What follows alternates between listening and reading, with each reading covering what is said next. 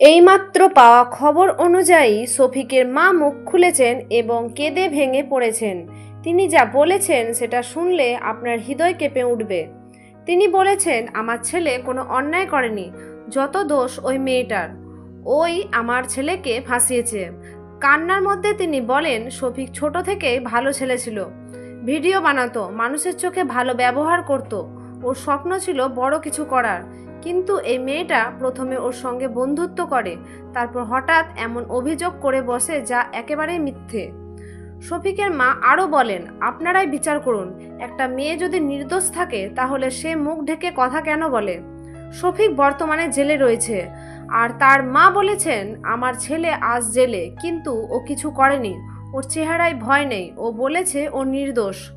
শেষে শফিকের মা শুধু একটা কথাই বলেছেন, আমার ছেলেকে নিয়ে রাজনীতি বন্ধ হোক, সত্যি যেন প্রকাশ পায়। আমরা এই বক্তব্য আপনাদের সামনে তুলে ধরছি। সত্য মিথ্যা যাচাইয়ের দায়িত্ব পুলিশের। আপনারা কি মনে করেন কমেন্টে জানান। আর এখনই যদি সাবস্ক্রাইব না করে থাকেন দয়া করে সাবস্ক্রাইব করুন। ধন্যবাদ।